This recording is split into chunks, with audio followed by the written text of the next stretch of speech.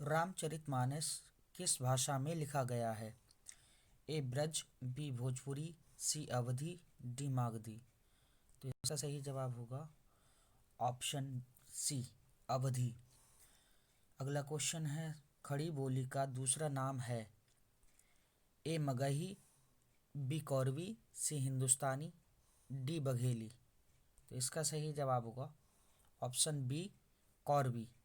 Next question है, अधिकतर भारतीय भाषाओं का विकास किस लिपि से हुआ है? ए शारदा लिपि, बी खरोष्ठी लिपि, सी कुटिल लिपि, डी ब्राह्मी लिपि। तो इसका सही जवाब होगा ऑप्शन डी ब्राह्मी लिपि। नेक्स्ट क्वेश्चन है, देवनागरी लिपि किस भाषा की लिपि है? ए पंजाबी, बी बांग्ला, सी उर्दू, डी हिंदी। इसका सही जवाब होगा ऑप्शन डी हिंदी। वहीं बात करें पंजाबी, तो पंजाबी की होती है गुरुमुखी। नेक्स्ट क्वेश्चन है, शाहवाण किसके योग से बना है? तो इसका सही जवाब होगा ऑप्शन ए। जब कभी भी कोई संयुक्त वर्ण जैसे त्रा, तो त्रा कैसे बनता है, यहाँ पे बात करते हैं त्रा। तो देखिए, जब भी संयुक्त वर्ण बनेगा तब ता जो पहला अक्षर होगा वो हलंत में होगा, दूसरा अक्षर पूरा होगा, यानी कि स्वर के साथ होगा। नेक्स्ट क्वेश्चन है, निम्नलिखित में कौन सा वर्ण उच्चारण की दृष्टि से दंत नहीं है? तो दंत वाले जो वर्ण होते हैं KTM2 यानी डी वाला दंत, कचट तप, ता वाला जितना भी जो होता है वर्ग, ता वर्ग दंत होता है। तो देखिए, ता, था, दा, ध और ना, ये सारे दंत वर्ग होते हैं। पूछा इसमें कौन सा दंत नहीं है, तो इसका सही जवाब होगा ऑप्शन डी टा। टा दंत वर्ग नहीं है। टा कौन सा वर्ग है? तो टा वर्ग जो है वो मूर्धा है। का वर्ण उच्चारण की दृष्टि से क्या है? ए ओष्ठ, बी कंठ, सी नासिक्य, डी तालु। तो इसका सही जवाब होगा कंठ। हमारे जितने भी वर्ण होते हैं, का वर्ग हो गया, का वर्ग हो गया, चा वर्ग हो गया, टा वर्ग हो गया, ता वर्ग हो गया और ये पा वर्ग। तो का जो होता है वो कंठ होता है, चा वर्ग होता है तालु, टा वर्ग मूर्धा होता है और ता वर्ग होता है दंत, पा वर्ग होता है ओष्ठ। नेक्स्ट क्वेश्चन, निम्नलिखित में कौन सा वर्ण घोष है? तो पहले किसी भी वर्ग के पहले और दूसरे अघोष होते हैं, बाकी तीसरे, चौथे और पांचवे ये सघोष होते हैं। तो देखिए, पा कौन सा है? तो बात करते हैं, पा जो होता है वो पहला वर्ण होता है, पा वर्ग का पहला वर्ण। तो ये क्या हो गया? ये अघोष हो गया। टा की बात करते हैं, टा भी पहला वर्ण है, तो ये भी अघोष हो गया। और बात करते हैं था की, तो ये दूसरा वर्ण है, तो ये कैसा हो गया? ये भी अघोष हो गया। हम दा की बात करते हैं, तो ता, था, दा, यानी दा कैसा वर्ण? तीसरा वर्ण है। तो किसी भी वर्ग का तीसरा वर्ण घोष होता है। तो इसका सही जवाब होगा ऑप्शन सी दा।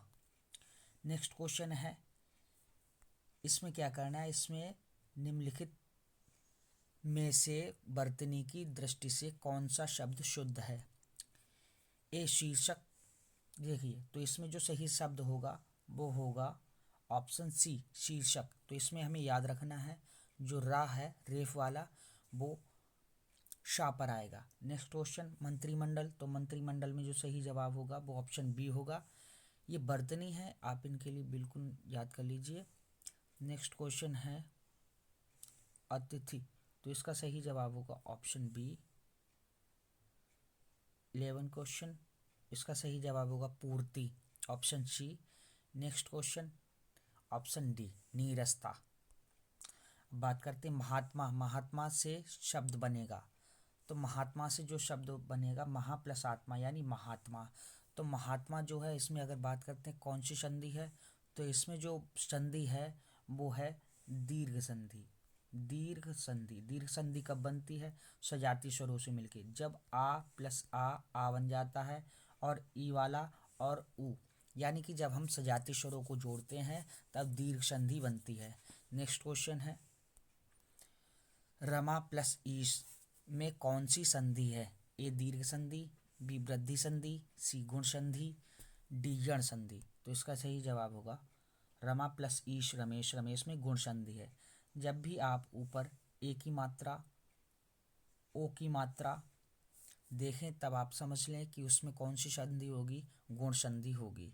यानी ऊपर जब एक मात्रा आए तो वहाँ पे गुण संधि होगी। नेक्स्ट क्वेश्चन, उच्चारण का संधि विच्छेद होगा।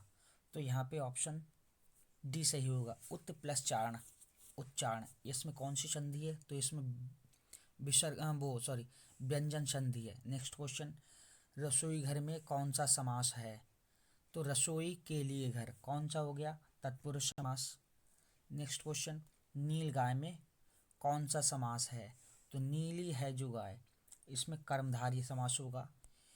पीतांबर, पीत है अंबर जिसका, अर्थात विष्णु, इसमें कौन सा समास है? तो देखिए जहाँ भी भगवान से रिलेटेड कोई भी समास आ जाए तो वहाँ पे बहुव्रीहि समास होगा। जैसे दशानन, दश है आनंद जिसके, या अर्थात रावण, दशानन। नेक्स्ट क्वेश्चन है, चारपाई पर चादर बिछा दीजिए में से पर कौन सा कारक है? यानी हमें बताना है ये जो पर है वो कौन सा कारक है। तो अधिकरण कारक है। में पर, में और पर ये कौन से कारक होते हैं? तो ये होते अधिकरण कारक। नेक्स्ट क्वेश्चन, वह घर से बाहर गया में से कौन सा कारक है? यहाँ पे बतानी है कि वह घर से बाहर गया में कौन सा कारक है। तो ये देखिए अपादान कारक हुआ, क्योंकि जब वह घर से बाहर गया तो वह और घर आपस में एक दूसरे से अलग हो चुके हैं, और जहाँ एक दूसरे से अलगाव की स्थिति आ जाए वहाँ पर से का अर्थ अपादान कारक होगा। नेक्स्ट क्वेश्चन है, अग्नि का पर्यायवाची शब्द है। ए, तो ये देखिए ये होता है सोम, सोम की बात करें ये अमृत का होता है। हुताशन, हुताशन ही अग्नि का पर्यायवाची शब्द होगा। तो इसमें हमारा सही जवाब होगा बी हुताशन। बात करें अक्षी की, तो अक्षी होता है वो आँख का होता, आँख नेत्र नयन। और आलय, आलय होता है घर का,